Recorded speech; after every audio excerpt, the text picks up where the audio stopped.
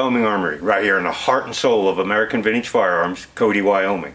And today we're continuing our series on the restoration of that deluxe pistol grip Colt Lightning rifle. Today's episode is all about rust blue. Now these Colt Lightning rifles, like a lot of the rifles of the time, had the barrel and magazine tube rust blued. So that's what we're going to do today. We're going to go through, we've got these all polished up and ready to go. So we're going to show you our process for rust bluing a barrel and magazine tube. Okay, so here's this barrel and magazine tube all polished up to 320 grit. And if you remember from our polishing video, we left some really high condition Colt blue that was under the grips here. And we'll use that as kind of a template to know when we've got our rust blue looking like factory original. Now we've got these all polished up really nicely. We kept good crisp edges, and I don't know if you can see it very well or not, but we did manage to have the address stamp kind of magically reappear when we were done. So we're all ready to go. We'll start off getting these things cleaned up. Now the slow rust blue process is a very old process for bluing metals. And just like it sounds, we're going to introduce a controlled rust to our metal parts. After they've rusted to a certain extent, then we're going to convert that active red rust to a black oxide, which is our bluing. Now in this process, unlike the hot caustic blue that just takes a few minutes, it takes a long time and a lot of patience and a lot of know-how, because we have to go through several cycles. So we let the metal rust, and that can take up to several hours or even overnight depending on the humidity and temperature. And of course here in the desert we actually have a box where we control the temperature and humidity. But after the part has rusted, we've converted to black oxide, and so we're just starting to get kind of a black layer there. And we have to go through several cycles of that, sometimes as many as 10 to 12 cycles. So we can be several hours of rusting, then conversion, and then after that conversion there's kind of a powdery residue on there. We have to take that off. We do that with a carding wheel or even by hand with steel wool. Then we put some more chemical back on it, put it in, let it rust. So it's a very time-consuming process. So this is our setup here. I mentioned we've got our damp box here because here in the Cody area on the edge of the desert, we don't have much humidity here. It's pretty hard to get things to rust even when we attempt to. This box gives us control of both the temperature and the humidity. So we've got a little heat pad down here in the bottom, or a hot plate that we heat up the metal with. And before we put our chemical on, after we've got our chemical on, we put a little pan of water there and just let it evaporate up and get a little moisture in the air, and that's what gives us our rust. Okay. Then when we get done, we're in our bluing room here, so this is where we do our rust blue, and then we've got our bluing tanks over here for our hot caustic blue, and we've got some just fresh water there where we'll take these parts over, boil them, convert that red rust to black rust, and the cycle goes on and on. Now one of the things that's critically important with rust bluing is that we get our metal parts as clean as possible, and especially any greases and oils and fingerprints off of them, because all that'll show up, and that rust isn't going to adhere to the metal when there's any kind of oils on it. Got to pay particular attention to the threads, because a lot of oils can hide in there, and if we hang it with the threads up and there's still some oils in there, and we're trying to rust this stuff, that heat and whatnot is going to let the oil out of those threads come down onto the barrel and destroy our finish. The other thing we can't forget is the bore as well.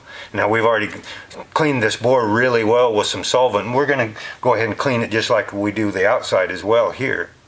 So we've got a kind of a three-step process that we go through, or three different products that we use to clean off this metal. And the first is acetone. Now we've got a bottle of acetone here. We're just going to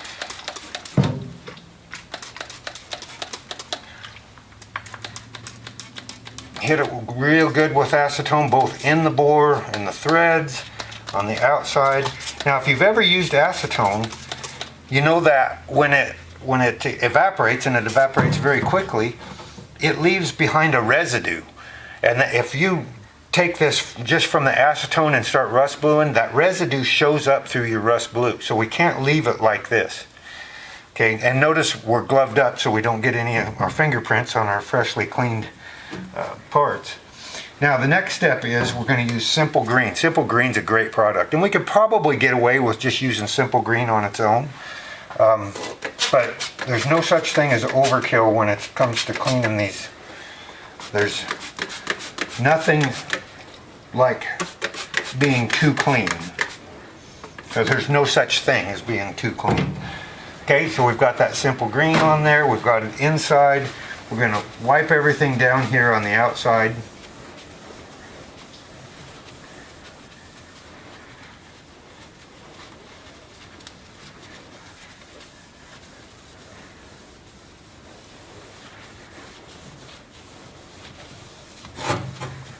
And then rinse everything out, both on the inside of the bore. Get those threads rinsed out really good. We're using good warm water to do this, and then the outside.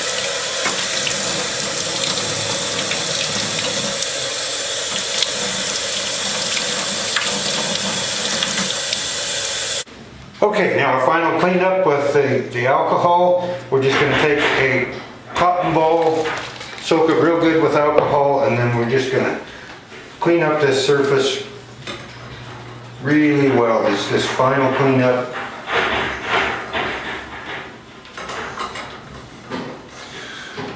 All this rattle banging around with having one of our famous Cody windstorms. Just started snowing a little bit outside. We might have quite a few drifts out here by the end of the day.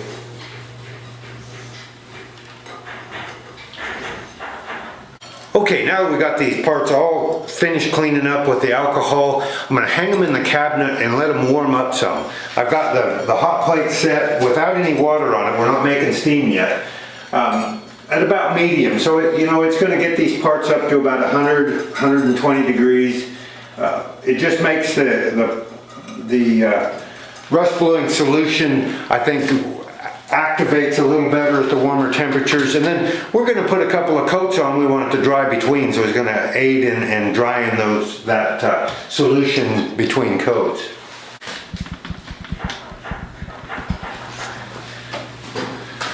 Now we've just recently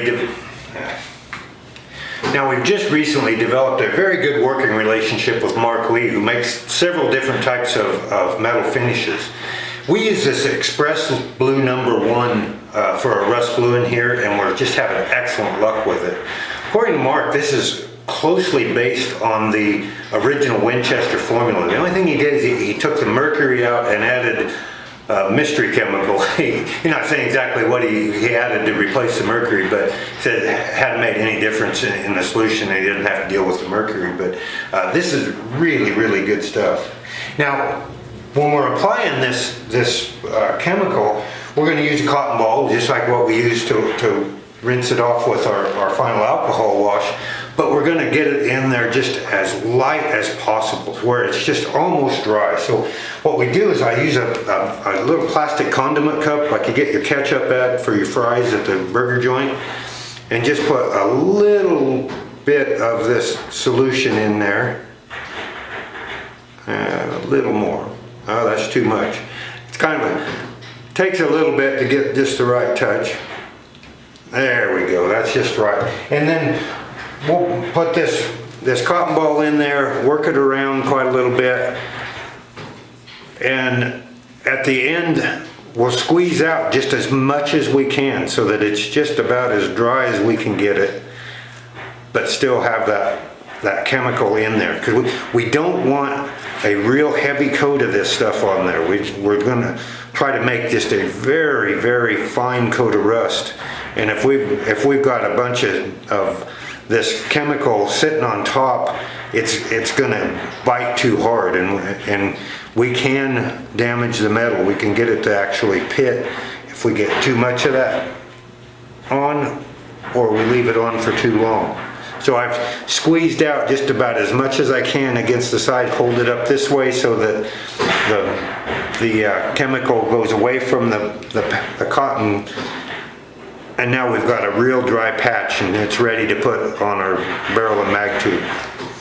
Okay, so we're going to start with this magazine tube. We've got our almost dry cotton patch or cotton ball, and we're just going to take long strokes all the way down. We don't want to stop and start. And really watch right when you first cleaned it, this metal, sometimes it doesn't go on very evenly. It kind of beads up. And if that happens, you need to kind of rub it back and forth some to break those beads down. Now this one is spreading really nicely.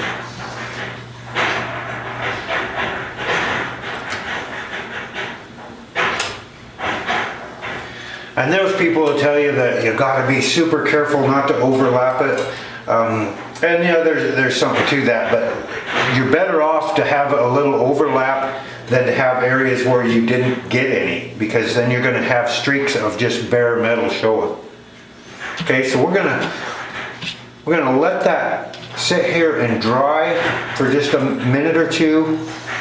That's one of the reasons we want to get the heat up in it, is we can get that coating to dry out just a little bit, and then we're going to put a second coat on that. I think it's more critical on the first cycle of this rust blue to get those two coats on, one right over the top of the other. If you've got any spots you've missed, then that's going to cover them up. And if you do miss a spot, that typically after a few coats it's all going to even out, but of course ideally we just don't want to miss those spots in the first place.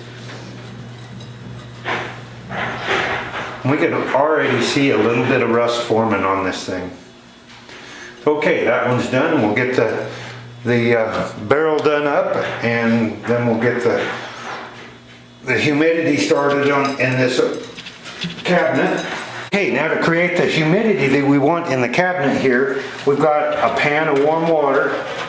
I'm going to set it on a hot plate here and just turn it down to a very low simmer, and we'll get enough evaporation out of that pan now to create some rust.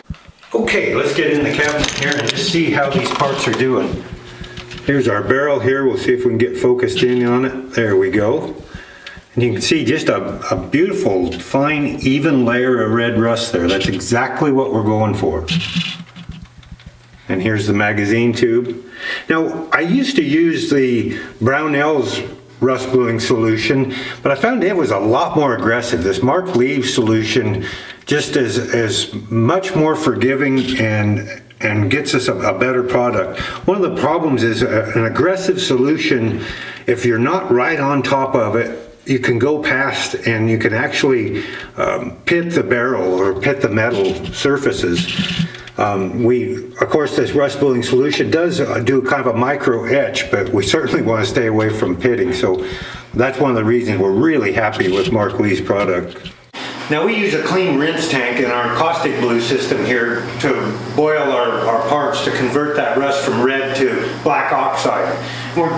It's really convenient here in Cody because we've got natural gas set up, so we don't have to change out the propane or worry about that. But the issue we have though is Cody water, I believe it's the chlorine that they add to it, makes it unusable for converting this rust blue. If we put the rusted parts in here, they turn more of a kind of a copper color. So we do have to use distilled water here, and in most places you'll just have to experiment and see if tap water works. Back home our well water worked just fine, but this Cody tap water doesn't.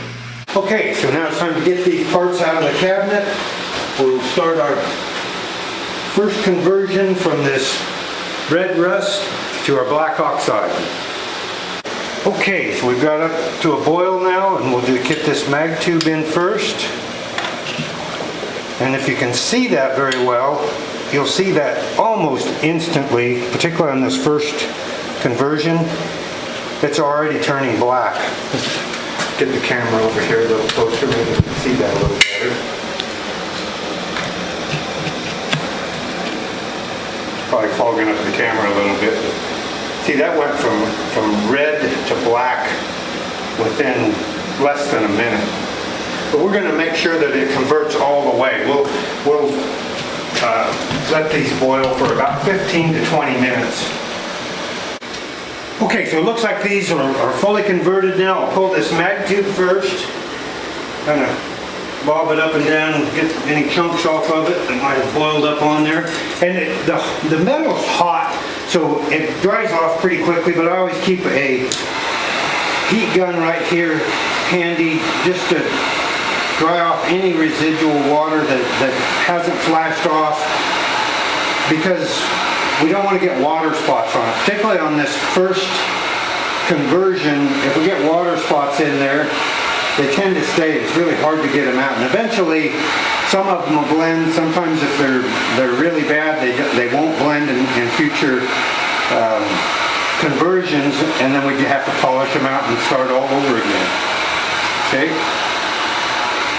Now, after the conversion process, any of that red rust that was kind of loose has been converted to that black oxide, but it's just kind of loose. It's almost like a soot on the metal. So we've got to what we call card it off. And we have a couple of different options. I mean, the easiest, of course, is just with some really fine steel wool. The finest you can find, 4/0 or even finer is better. There's actually a violin maker's steel wool that works really well, that's super fine, and it's already been degreased. And a lot of the steel wool comes oiled, so you need to degrease it. The other option that we use is a carding wheel. And we can see here, this is a 2.5 thousandths carding wheel. We got these from Brownells. They're made by Grobet, and they are really good for taking it off in a hurry, but you got to really be careful, because you can burn it through the finish as well. Now, this is what they look like brand new. This is a brand new wheel here, and this is the wheel that we use, and this has a lot of hours on it, and I prefer a well-used wheel, because even though these are only 2.5 thousandths thick and they're really flexible and light, these actually are much more aggressive than this one. You know, probably microscopically the ends of them are worn down pretty good. And of course, these we need to degrease as well, because guys come over here and use this to clean up threads or something like that and have oil on them. So all we do is we take a carb cleaner, spray it around, and then turn it on. She's degreased. So this carding wheel runs a little faster than what I would like, so we have to really be careful we don't burn some of the finish off. Now, this was just the first cycle of the rust blue, and it really covered well. Sometimes it does really well, and sometimes you card it off and you haven't hardly seen any change at all. Now, I prefer to always go with the breech end, and in this case it's the mag tube, but both the barrel and the mag tube, breech end to muzzle end. If we're going to get it in there a little too heavy, you know, misjudge and get it against the wheel too heavy, I'd rather have it on the breech end than here on the muzzle and wear the finish off of it. Okay, so we're going to turn it on. We're just going to do long strokes, almost like when we put the chemical on to start the rusting process. Turn it a little bit, another stroke, and like that, and just very lightly. If we have anything that doesn't clean up, we can always come back, grab our degreased steel wool and clean up little edges or whatnot. So let's turn this on.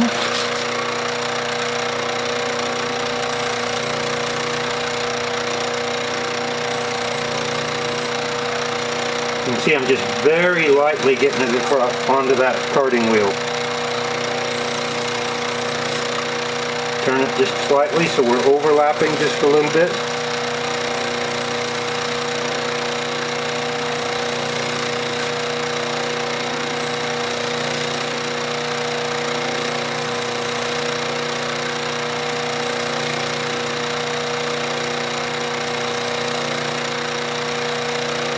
And just like that, we've got our first cycle done, ready to go back and start rusting again.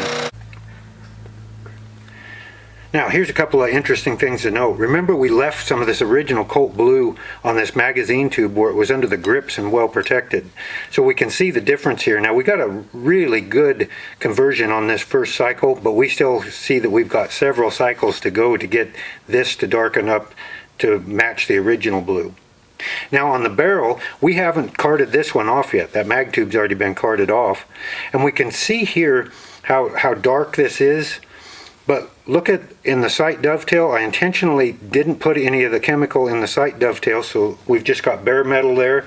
And this was unintentional on my part, but we didn't get it down into those brand new address stamps that we put on the barrel. So you can see just the bare white metal there. So you can see how critically important it is. If we want to get that bluing and that conversion, we've got to get that chemical into each of the areas, including down into the stamps, in order to get that rust blue conversion. Okay, now we'll go through the same process here with the barrel. Remember, breech end first. So we'll hit just lightly onto the threads and then onto the barrel.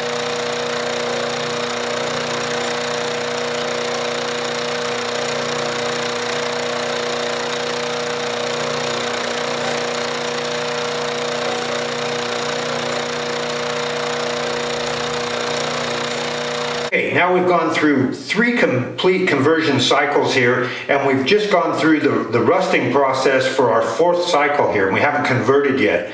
And what I want you to notice is, you know, as the more layers we get on of that black oxide, the more protected it is. So it doesn't rust nearly as much, and it takes longer to do so. Like this, we had these parts in for about 3.5 hours now in our cabinet. And we've got a really nice even layer of that red rust, but of course not near as much as in the earlier cycles. So we're basically just gaining a little bit now. After this 4th round, we'll probably go another 1 or 2 maybe more rounds and we should be done. Now one of the things you want to keep in mind too is that different types of steels used in gun making are going to rust differently. So while our old mild steel barrels and magazine tubes maybe take 5 or 6 cycles of rust blue, we're working on a high-end European double-barrel shotgun here. This one's already got 7 cycles of rust blue, and it's just starting to take color. It's probably going to take 12 to 15 cycles to get this thing to the same level that it's going to take 5 to 6 cycles on the old mild steel barrels. Okay, we've just finished our 5th rust and conversion cycle on this Colt Lightning mag tube, and I think we're just about there. Let's see how she looks after we get it carded off.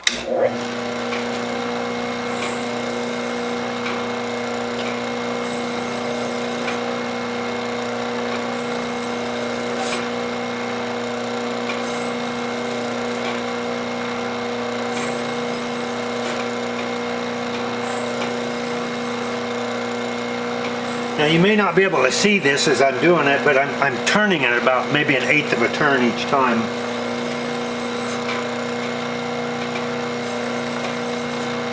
And I do this so much that it's pretty easy for me. It just kind of comes natural, but you'll develop a technique as you do it more.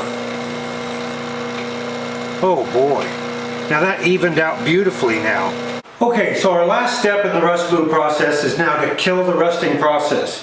So we've just got a trough of this quick seal that we get from Dew Light. We use this same type of oil to kill the rust from our Dew Light caustic blue and our rust bluing. So we're just going to set both the mag tube and the barrel in here and just let them soak overnight and kill that rust.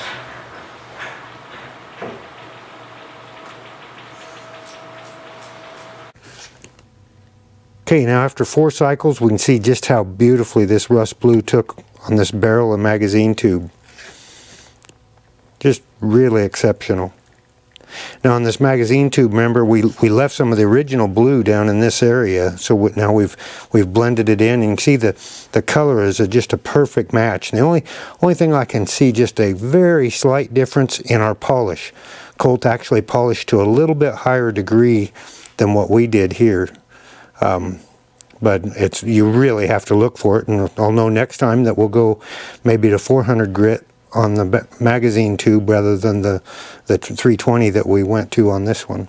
Well, thanks for joining us today, and I hope you learned a little something about rust blue and our process for it. And I just can't say enough good about this Mark Lee Express blue that we're using. Just turns out fabulous. Now, keep an eye out for the future. We just finished our color case hardening of the receiver and the other parts, so we're just about ready to put this old girl back together and see how she looks. So thanks for joining us. Until next time, happy trails from Wyoming Armory in Cody, Wyoming.